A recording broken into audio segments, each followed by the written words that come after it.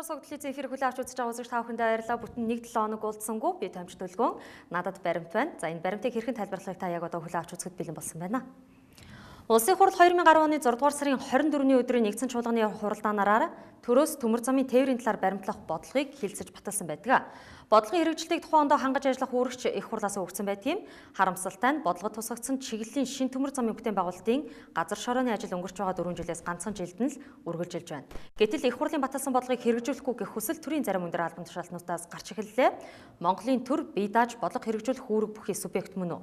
Төмөр замын царигтай холбогдох маргаан үүсч болох нөхцлүүд холбогдох бодлого дээр тусгагдсан байгаа юу? Энэ тухай баримтыг тайлбарлах болно.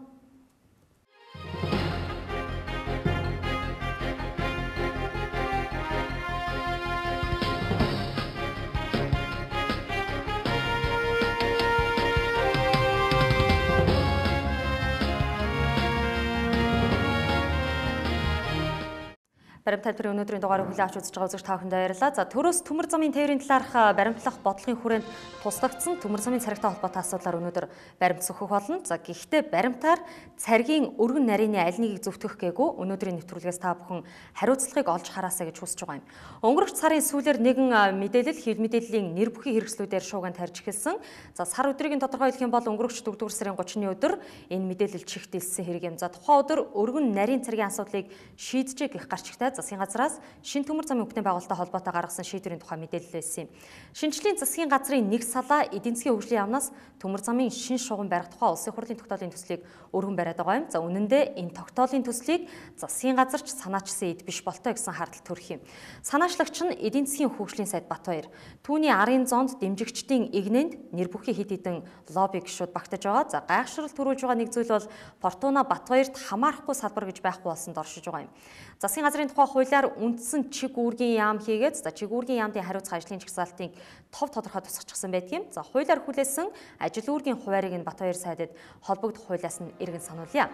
За дэлгэцэн та бүхэнд Монгол Улсын засгийн газрын тухай хүчин төгөлдөр хэрэгжиж байгаа хуулиас харуулж байна. Энэ хууль нь тусгахтаа засгийн газрын өнөөгийн шинжилсэн бүтцээр эдийн засгийн хөгжлийн сайд Батбаяр хөрөнгө оруулалтын нэгдсэн бодлого, улсын эдийн засаг нийгмийн хөгжлийн үндсэн чиглэлийн асуудал мөн улсын эдийн засаг нийгмийн хөгжлийн цогц бодлогын хэрэгжилтийг зохицуулах, хөгжлийн төлөвлөлт хийх, салбар хоорондын бодлогын уялдааг хангах асуудал мөн эдийн засгийн тэргүүлэх чиглэл салбарыг тодорхойлж, салбар дэд бүтцийн зохистой харьцааг тогтоох асуудал, зээл тусламжийн нэгдсэн бодлого, мөн худалдааны бодлого, зохицуулалт, экспорт, импортын асуудал, гадаад хөрөнгө оруулалтын бодлого, зохицуулалт, бүртгэл, эдийн засгийн хамтын ажиллагааны нэгдсэн бодлого зохицуулалт, өндөр технологи, үндэсний инновацийн тогтолцоог бүрдүүлэх, мөн хөгжүүлэх асуудал, чөлөө төсвийн хөгжлийн асуудал, концесс, төр хувийн хвшлийн төрөлжлийн бодлого зэрэг чиг үүрэгтэй байдаг юм а.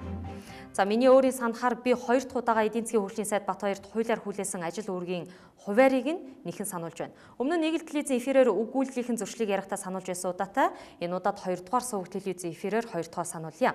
За таны ажлын үүрэгт улс орны эдийн засаг, нийгмийн хөгжлийн цогц бодлогын хэрэгжилтийг зохицуулах хөгжлийн төлөвлөлт хийхдээ салбар хоорондын уялдааг хангах тухай чиг үүрэг багтаж байгаа болохоос энэ нь тээврийн салбарт харьяалагдах төмөр замын царгийн асуудлыг дангаараа шийдвэрлэх эргэцсэн субъект биш гэдгийг Монгол Улсын засгийн газрын тухай хууль өөрөө баталчихж байна. За гэтэл эдийн засгийн хөгжлийн сайдын ажлын үүрэгт концесс төр хувийн хвшлийн төрлийн бодлого давхар хамаатаж байна. За хэдийгээр концесс хуулийг хэрэгжүүлэх үүрэг нь тус яамд байгаа ч гэлээ дээр дурдсанчлан эдийн засаг нийгмийн хөгжлийн бодлогын зохицуултыг хийхдээ салбар хоорондын уялдааг хангах ёстой. Харин өөрөө хурц жото бариад газар шорооны ажил хийх үүрэгтэй яам биш. Харин гүйцэтгэгчтэй төрийн нэрийн өмнөөс харьцаж байгаа салбарын яамдад шаардлагатай хөрөнгө оруулалтыг босгож өгөх үүрэгтэй ч гэж харагддаг юм а. За хэрвээ олон нийт буруу ойлгоогүй бол ийм зорилго харж байж сангийн яамнаас гадаадын зээл тусламж хөрөнгө оруулалтыг төвлөрүүлэх үүргийг нь тусгаарлаж байж эдийн засгийн хөгжлийн яамыг байгуулсан. Тэр тусмаа Фортуна Батбаяр яагаад автоцам барьж дэрэгдээ төслийн нэгж байгуулан ажиллаж байгааг өнөөдөр ч гайхдаг юм. Энэ асуултанд засгийн газрын тэргүүн баримттай тайлбар хийгээгүй санагдаж байна. Уг нь шинжлэлийн засгийн газрын бүтцэд бас нэгэн яамыг тусанд байгуулсан. Энэ бол зам тээврийн яам. Зорилго нь тээврийн тогтолцоог хөгжүүлэх гол бодлогыг энэ яам дээр зангидах гэсэн санаа. Хачиргалтай засгийн газрын танхимд тээврийн тогтолцоог хөгжүүлэх давхар сонирхолтой яам байгаа нь Фортуна Батбаярын өөртөө зориулж байгуулсан яам гэд хэлчихэд хатуудахгүй баха. Эдийн засгийн хөгжүүлэх биш, эдийн засагт эргэлдэж байгаа бэлэн мөнгнөөс идэх гэсэн санаархал энэ яамд байгаа юу? За яагаад салбар тус бүрийн яамдыг засгийн газрын тухай хуулийн заасны давуу чиг үүргээр нь ажилуулж чадахгүй байна вэ? Өөрийнхөө зохиосон бүтцийг хэн чадахгүй байгаа хариуцлага хэнийх вэ? Энэ хариуцлага танхимыг тэргүүлж байгаагаар нь Монгол Улсын ерөнхий сайд Алтан уугийн толгой дээр унах уу гэгчлэнгээр ганц яамны эрх мэдлээсээ хитээсэн үйлдэлээс нь болоод танхимын бүтцийн асуудал тэр чигтээс хөгдөж байж мэдэх тал үүсэж байна. Шинжлэх ухааны газрын одоогийн бүтэц бүрэлдэхүүн зөв эсгэд намынх нь бүлэгч дүн тавихаар ажиллаж ихэснэ өчигдөрхөн бүлгийн хурлынхаа мэдээлэлээр мэдэгдсэн. За хэрвээ бүтц нь зөв байсан бол хоёр өөр чиг үүргийн яамд ижил төрлийн ажил хийгээд суух үндэслэл байхгүй гэж би хувьдаа харж байгаа юм.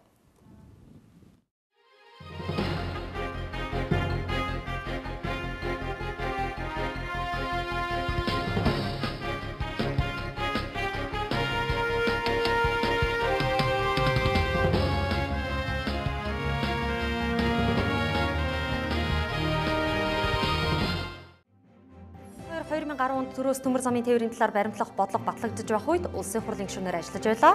Түүний саяхан хэвлэлд өгсөн ярилцлагаас харах юм бол тэр энэ тухай бодлогын тухай ойлголтгүй байна гэх дүгнэлтийг хийж болохоор байна.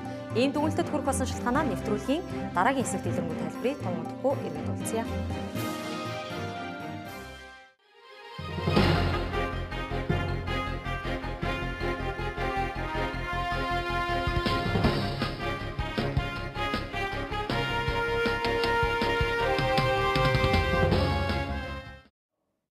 Нэвтрүүлэгтээ эргээд тавтан морилно. За одоо харин төрийн тогтворгүй бодлогын талаар энэ хэсэгтээ ярих болно.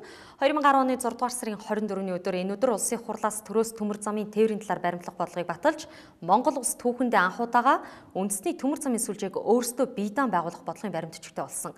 За бодлого батлагдсны дараахан Улаанбаатар төмөр зам хувийн нийлүүлсэн нийгэмлэгийн тээвэр хариуцсан дарга Жигжид Нима 2010 оны 6 дугаар сарын 24-ний өдөр хил мэдээллийн хэрэгсэлд өгсөн ярилцлагад үндэсний төмөр замын сүлжээний үе шатыг тодорхой нэрлсэн байдгийг энэ ярилцлага эхлээд та бүхэн сонсгоё. Хамгийн эхний чиглэл бол 70 задга 5 толгой сайн шанд баруун урт чойволсон гэсэн чиглэл эхний шатанд явна. Дараагийн чиглэлд бол уул уурхайн ордуудаас шууд хил рүү чиглэсэн төмөр замуудын шугамуд. Мөн цаашлаад хэлэхэд бол 3 дахь ээлжинд бол баруун хэвтэ, баруун босоо тэнхлэгүүд өөрөөр баруун аймагуд цаашдаа хэлэхэд бол ар хангаа өөр хангаа чиглэлд явах ийм л чиглэлүүд гарч байна. За тэрээр тухайн үед Улаанбаатар төмөр зам хувийн нийлүүлсэн нийгэмлэгийн даргын орлогчийг гүйцэтгэж байсан их сурвалжийн мэдээлж байснаар мөн төмөр замын тээврийн талаар төрөөс баримтлах бодлогын дагуу шинэ төмөр замын бүтээн байгуулалт 3 үе шаттайгаар улсын хэмжээнд өрнөх ёстой байсан. За гэхдээ өнөөдрийн нөхцөлд энэ нь гацаа үүсгэж байгаа сэдэв биш. Төмөр замын бүтээн байгуулалтыг 6 жилээр хойш татаж байгаа гэх нүхтийн ярихаар бол бэрхшээл нь төмөр замын царгийн хэмжээ. За яаж бодоод шинэ төмөр замын ажил 6 жил огт хийгдсэнгүй гэх тооцоо гаргасныг бодоод ойлгодгүй юм. Баримтыг та бүхэн танилцуулъя. За Монгол Улсын их хурлын 2010 оны хаврын ээлж чуулганы 6 дугаар сарын 24-ний өдрийн протоколыг та бүхэнд харуулж байна. За эндээс танд тодорхой харуулж байгаа хэсэгт анхаарлаа хандуулахыг хүсье. За Монгол Улсын их хурлын чуулганы нэгдсэн хуралдаанаар Улсын хурлын дарга Дэмбэрэл эрц хийгээд хилцэх асуудлыг танилцуулсан байна. За тэр дундаа хамгийн эхний хилцэх асуудлын жагсаалтад төмөр замын тээврийн талаар төрөөс баримтлах бодлогыг батлах тухай Улсын хурлын тогтоолын төслийн эцсийн хилцүүлэг тухайн өдрийн чуулганы нэгдсэн хуралдаанаар орсон байдаг юм а. Хилцэж байгаа асуудалтай холбогдуулан зам тээвэр барилга бот байгуулалтын сайдаар ажиллаж байсан Баттулга нарын ажлын эсхийн гишүүдийг байлтсан нэгдсэн чуулганы хуралдааны тэр өдрийн протоколыг дөнгөж сая танилцууллаа. За бодлогыг батлах эцсийн хилцүүлгийг Улсын хурал 2010 оны 6 дугаар сарын 24-ний өдрийн хуралдаанаараа хийсэн байгаа юм. Энэ хуралдаанаар батлагдсан төрөөс төмөр замын тээврийн талаар баримтах бодлогын гол агуулгыг бодлогоос хуулбарлаж удахгүй тань танилцуулах болно. За бодлого 2010 онд буюу одоогоос 4 жилийн өмнө батлагдсан байхад шинэ төмөр замын 6 жил гацлаа гэх цаг хугацааны тооцоолол нь энд худлаа болох нь батлагдж байна. Дараагийн баримтыг дэлгэцэн үзүүлье. За энд төмөр замын царигтай холбоотой маргааныг 2010 онд батлагдсан төрийн бодлогод хэрхэн тусгасныг та бүхэнд харуулахыг зорж байна. За тэр дундаа 2010 оны 6 дугаар сарын 24-ний өдөр улсын хурлаар батлагдсан төрөөс төмөр замын тээврийн талаар баримтлах бодлогын 4-т төмөр замын шугамын царгийн хэмжээг тогтоож өгсөн байдаг. За 4-1-2 тусгагдсанаар Монгол улсад шинээр барих төмөр зам нь одоо ашиглагдаж байгаа төмөр замын шугамтай шууд холбогдох буюу огтлолцох нөхцөлд түүний царгийн өргөн нь 1520 мм байна. За бүтээгдэхүүн нь экспортод шууд тээвэрлэгдэх ашигт малтамлын ордод боловсруулах үйлдвэрээс хөлийн бомб хүртэлх чиглэлийн ачаа тээвэрлэлтийн зориулттай төмөр замын шугамын царгийн өргөнийг засгийн газар улсын хурал танилцуулж шийдвэрлүүлнэ гэж тусгасан байдаг юм а. За тэгвэл бодлогод яг ингэж төмөр замын цэргийн асуудлын талаар тусгацсан байдаг бол 4-р сарын 30-ны өдөр улсын хуралд төмөр замын шин шугам барих тухай тогтоолын төслийг өргөн бариад байгаа эдийн засгийн хөгжлийн сайд Батбаярын өгсөн ярилцлагыг харцгаая. 2010 онд улсын хурлаас төмөр замын талаар баримтлах төрийн бодлого гарсан. Засгийн газар шин төмөр зам барих асуудлаар тухайн үед нь улсын хурал чиглэл өгч шийдвүүлж байхаар тусгасан. За үүний дагуу тогтоолын төслийг өргөн барилаа гэж тэрээр ярилцлаганд дурдсан байна. За олон жил яригдсан өргөн нарийн цэргийн асуудлыг нэг мөр болгож орууллаа гэсэн үг гэж тэрээр холбогдох сайтад мэдээлсэн байх юм а. Эдийн засгийн хөгжлийн сайд Батбаярын хэвлэл мэдээллийнхэн төгсөн энэ хэсэг тайлбарыг харин ч нэг ойлгосонгүй. За түүний хэлсэн үгийг үзүүлэхээс өмнө танилцуулсан баримтад төмөр замын бодлогод төмөр замын цэргийн асуудлыг их хурл тодорхой байдлаар шийдчихсэн байх юм.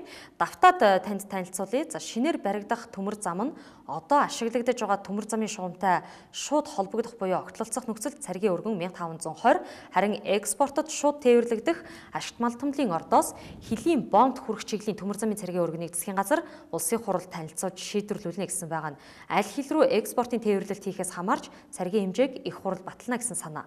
Урд хил рүү гарч байгаа тохиолдолд засгийн газар нарийн царигтай байна гэж тогтох юм бол саналаа улсын хуралд оруулж батлуулах боломжтой гэж төрийн бодлогод тусгагдсан байна. За энд царигаас үүдэлтэй ямар нэгэн маргаан үүсэх боломжгүй байсан атал огт шийдэгдээгүй маргаан мэтийн ярилцах нь улс төрсөн сэдэв болоод хувирчихсан байна.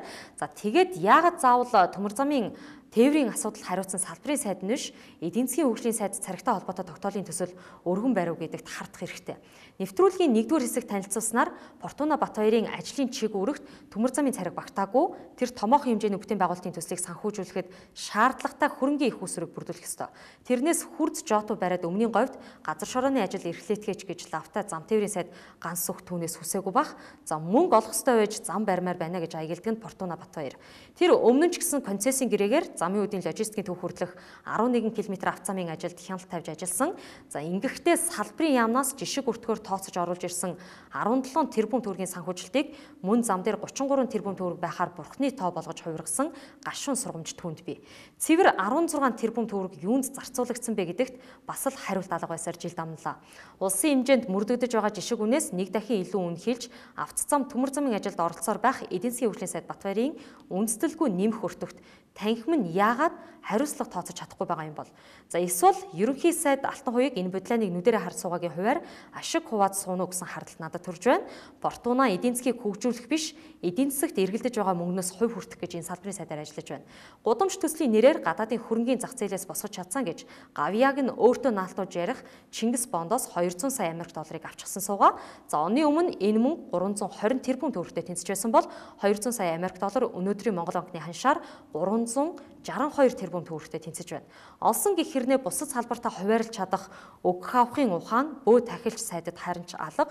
За харин ийм атлаа яаж шухан онгоц цахиустай өргөл барьц өргөдгийг бас гайхаж байгаа юм. Дахиад давтаад хэлэхэд төмөр замын цэргийн хэмжээ шин төмөр замын бүтээн байгуулалтын ажлын гацаа биш. За гацаа болгон хувиргаж байгаа хэсэг бий болохоос их хурл 2010 онд баталсан бодлоготой энэ тухай тодорхой тусгачихсан байгаа юм. 2008-аас 2012 оны их хуралд гишүүнээр ажиллаж байхдаа батлагдсан төмөр замын бодлогоо ойлгоогүй эрхэм эдийн засгийн хөгжлийн сайдаар ажиллаж байдаг. За тэгээд болоогүй эдийн засгийг бурхан шишний онолоор удирдна. Ийм эдийн засагчид гавьяа цолыг олгосон гэх одоогийн ерөнхийлөгч захиаг элбэгдэрж ардчлалд оруулсан хувь нэмрийг нь үнэлсэн гэдэг юм билээ.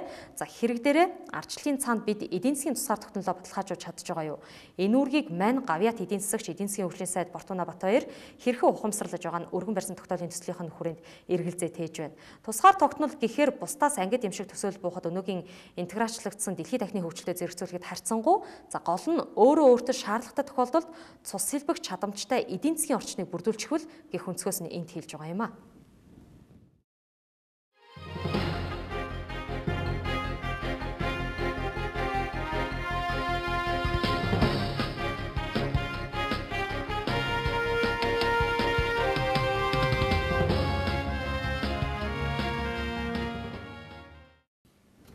Нэвтрүүлгийн дараагийн хэсэг танилцуулах санааныхаа товч агуулгыг танилцуулъя. 2010 онд бодлого батлагдаж мөн ондоо багтаж эхлэх ёстой байсан шин төмөр замын ажил төлөвлөснөөр 3 жилийн дотор эхний ээлжинд барих 1100 км уртастай төмөр замын ажил дуусах ёстой байлаа.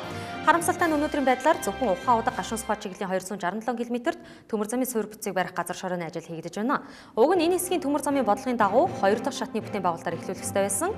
Гэвч улсын эдийн засаг нийгэмд үзүүлэх нөлөөллийг үнэлж яаралтай барьж дуусгахаар төлөвлөсөн юм. Газар шороо суурь далангийн ажлын зураг өргөн царгийн хэмжээнд тохируулан хийгдсэн байтал эдийн засгийн хөгжлийн сайд 5-7 гашуун сухад чиглэлийн төмөр замыг тэр чигт нь нарийн царигтай байхаар тогтоолын төслийг өргөн барьжээ. Энд хэний сонирхол үйлчилж байгаа вэ?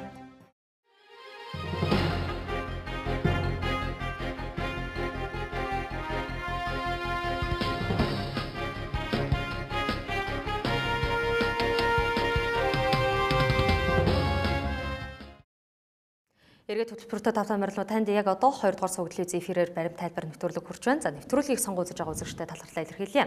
Портуна Баторийн өргөн бариад байгаа төмөр замын шин шугам барих тухай улсын хурлын тогтоолын төсөлд одоо газар шорооны ажил нь хийгдэж байгаа чиглэлийн төмөр зам буюу 5-7 гашуун сухат хүртэл нарийн царигтай төмөр зам байхаар оруулж ирээд байна. 2010 онд бодлого батлагдаж мөн ондоо багтаж эхлэх ёстой байсан шин төмөр замын ажил төлөвлөснөөр 3 жилийн дотор эхний ээлжинд 1100 км урттай төмөр замыг барьж дуусгах ёстой байсан. Харамсалтай нь өнөөдрийн байдлаар зөвхөн Ухаан удаг гашуун сухад чиглэлийн 267 км-т төмөр замын суурь бүтцийг барих ажил газар шорооны ажил хийгдэж байгаа юм. Уг нь энэ хэсгийг төмөр замын бодлогын дагуу 2 дахь шатны бүтээн байгуулалтаар эхлүүлэх ёстой байсан юм а. За гэвч улсын эдийн засаг нийгэмд үзүүлэх нөлөөллийг үнэлж яаралтай барьж дуусгахаар төлөвлөсөн. Газар шороор суурь далангийн ажлын зураг төслийг өргөн царигтай байхаар тооцож хийсэн байтал эдийн засгийн хөгжлийн сайд 5-7 гашуун сухад чиглэлийн төмөр замыг тэр чигт нь нарийн царигтай байхаар өнгөрөх сарын сүүлээр тогтоолын төслийг улсын хурал өргөн барьлаа. Энд нэг зөрчил харагдаж байна. За Монгол Улсын ерөнхий сайдын өнгөрөх оны 11-р сард бүгд найрамдах Хятад ард улсад хийсэн төрийн айлчлалын үеэр яг энэ чиглэлийн төмөр замын ажилтай холбоотой нэгэн гэрээг Монгол Хятадын талууд хийсэн байдгийг энэ тухай баримтаар тань танилцуулъя. За Монгол улс бүгд найрамдах Хятад ард улсын хооронд стратегийн түншлэлийн дунд урт хугацааны хөтөлбөрийг Монгол Улсын ерөнхий сайдын бүгд найрамдах Хятад улсад хийсэн төрийн айлчлалын хүрээнд хийсэн. За энэ хөтөлбөрийн дүр тусгагдсанаар зам тээврийн хамтын ажиллагааны тал дээр талууд хэрхэн хамтарч ажиллах тухай тусгасан байгаа. За үүний хоёрт талууд шивээ хөрөнж сэхээ гашуун сухад ганц мод, бичигт зүүн хатавч, сүмбэр, аршаанц зэрэг төмөр замын бомб болон тэдгээрийн хил дамнасан төмөр замын гарцын бүтээн байгуулалтын ажлыг эрчимжүүлнэ гэж тусгасан байгаа юм. Энэ тухай дэлгэрэнгүй мэдээллийг та засаг цэгийн сайтаас хүлээн авч үзэх боломжтой. Энэ хүрээнд Хятадын Шинхуа групп Energy Resource компани, Монголын төмөр зам төрөмчид компани хоорондын хамтарсан консорциум байгуулагдаж, гашуун сухад ганц мод чиглэлийн хилийн бомбын төмөр замын бүтээн байгуулалтыг эхлүүлээд байгаа юм. За хилийн бомбоор экспортод гаргах 5-7 нүүрсийг тээвэрлэх, ачаа тээвэрлэлтийн галт тэрэг нь Хятадын төмөр замтай нарийн заргаар холбогдох юм. Тиймээс талуудын хамтарсан консорциум гашуун сухатын нэг цэгээс ганц мод хүртэл 10 гаруй км замд нарийн төмөр зам руу шилжих төмөр замын ажлыг эхлүүлсэн. За төлөвлөснөөр энэ хэсэгт шилжүүлэн ачих байгууламжийг барих ёстой болох байхаа. Гэтэл хэдийн Хятадын засгийн газартай тохиролцсны үндсэн дээр Шинхуа групптэй хамтран эхлүүлж байгаа ажилд хөндлөнгөөс оролцож Ухаан удаг гашуун сухад чиглэл тэр чигт нь нарийн царигтай төмөр зам барина гэх гүжүүдэл хэний сонирхлоор хийгдэж байна гэж хардгаас өөр аргагүй байдалд хүрэглээ. Төмөр замын тээврийн салбарт Монгол улс түүхэндээ анхудаага бие даасан бодлогыг боловсруулж түүнийгээ өөрсдөө хэрэгжүүлж байгаа нь хэний таалалд нийцэхгүй байна вэ гэдгийг дахиж асууя. За Батбаяр сайдын ярилцлаганд анхаарал хандуулцгаая. Дор бүрдээ Монголоо хэсэгтэр ажиллах хэрэгтэй байхгүй юу? Монгол хүн Монголтой газар шоронд эзэн болж тийм үү? Сайн сайхан амьдрах ингээл өөртөө зүтгэх хэрэгтэй байхгүй юу? Хүндээс хувьцаагаа хүнд татчих болохгүй байхгүй юу? Хамгийн гол Монголоо сэтгэлтэй байгаад бүгдөө хамтдаа босч өмдөх тухайд хэрэгтэй байхгүй юу? Хувь заяа бусдад даатгаж үл болно гэх үгийг тэр нэр бүхий хэвлэл мэдээллийн байгууллагын эфирт хэлж чадсан мөртлөө хэрэг дээрээ төрийн эрх барих дэд байгууллагаас баталсан. За тэр тусмаа өөрөө байлцаж баталсан бодлогыг хэрэгжүүлэх ёстой салбарын сайдд нь үлдээхгүй дундуур нь зүсж орж ирэх нь анхаарал татаж байгаа юм. Санахаар Монголын төмөр зам төрөмчид компани захирлаар ажиллаж байсан Монголын үндэсний арчилсан намын дарга инх сайхан Портунанаар нэгэн үед нэг намд толгой хоргодож Батбаяр намынхаа лидер гэгдэж хүртэл явсан цаг саяхных. За харин инх сайхныг ямар үйлдэл гаргаж албан тушаалаас чөлөөлөгдсөнийг мэдхийм. Тэрээр Хятадын талтаа салбарын сайдаас давж төмөр замын талаар яриа хэлэлцээр хийсэн нь ашиг сонирхол өнөртүүлж улмаар засгийн газараас сонилгоог цутлах болсон. За одоо тэр 5-7 цахилгаан станцын төсөл дээр ажиллаж байна. Ийм албан тушаалд очиж байж төмөр замын талаар хийх хэрүүлээ түр азансан. За одоо харин нэгэн үеийн хүзүү сэрээрээ хэлэхэд явсан намын экс нөхрөөр дамжуулаад нарийн царигтай төмөр замыг дэмжих саналыг оруулж иж мэдхийм. Энэ бол баримтс дээр тулгуурсан таамаг гэдгийг тодтогъё. Таамаг дэвшүүлэх хэрэг нь сэтгүүлч надад би За өргөн утгаар нь харах юм бол шинжлэлийн засгийн газар хууль тогтоох дээд байгууллагаасаа давсан толгой гаргаж байгаагийн нэг жишээ энэ тогтоолын төслөөр харагдаж байна. Шууд утгаараа Хятад руу айлчлаар яваад ирснийхээ дараачаас эхлэн Хятад Оросын талтай цэргийн асуудлаар ярилцсанаа гэх мэдээллийг хийж эхэлсэн Монгол Улсын ерөнхий сайд Алтан хуйг түүний нөхөд улсын хурлаас баталсан бодлогыг хэрэгжүүлэх сонирхолгүй байгаагаа илэрхийлж байна. За хэрвээ тийм л байсан бол цаана нь холбогдох байгууллагатай гэрээ байгуулж зардал гаргах шаардлага байсан уу гэдгийг мөн л эдгээр өдрүүдэд шинжлэлийн засгийн газраас асуух хэрэгтэй. Шинхua Group Energy Resource Монголын төмөр зам төрөмчид компани хамтарсан консорциум өнөөдрийн байдлаар Ухаан удаа гашуун сухай чиглэлд гашуун сухатын нэг цэгээс ганц мод хүртэлх хэсгийн төмөр замын ажлын геологийн ажлыг эхлүүлчихсэн яваа гэж Монголын төмөр зам төрөмчид компаниас бидэнд мэдээллээ. За харин энд нэг хүлээлт үүссэн байна. Энэ нь Хятадын Шинхua Group-тэй Монголын төмөр зам төрөмчид компани концессийн гэр байгуулах ёстой юм байна. Энэ гэрээг байгуулах ажлыг түргэвчлүүлэхээр Хятадын талд хил хөргүүлсэн боловч урд хүрч тодорхойгүй шалтгаанаар хүлээлт үүсгэж байна. За гэрээ байгуулагдахаас өмнө хэрвээ Портунагийн өргөн барьсан төмөр замын шин шугам барих тухай улсын хурлын тогтоолын төслийг баталчих юм бол Шинхуагийн ажлын ашиг анхны төсөөлснөөсөө хувь илүү болж хувирна. За энэ ашиг сонирхол бүгд найрамдахад ард улсын засгийн газрын нэр дээр хаягдах юм. За Монгол улс биедан төрийн бодлогоо хэрэгжүүлэхэд хинээр дамжиж хэний сонирхол энд үйлчилж байна гэх үнцгийг харъя. За тэрнээс өргөн нарийн цариг гэх маргалдааныг энд шүүсэнгүү. Тэгээс ч аливаа улс дотооддоо ямар тээврийн сүлжээтэй байх нь хинт ч хамаагүй. Тэр тусмаа гадны улс орнуудад энэ асуудал зөвхөн дотоодод хамааралтай харин тээврийн зохицуултыг хийхдээ ялангуяа хилийн бомбтууд дээр энэ зохицуултыг хэрхэн хийх вэ гэдгийг 3 дахь түншлэгчдийг горилж байгаа манай улсын хувьд гол ашиг сонирхол байх ёстой. Эдийн засгийн ач холбогдлоор үндэсний ашиг сонирхлыг 100% хараах илэрхийлэхгүй.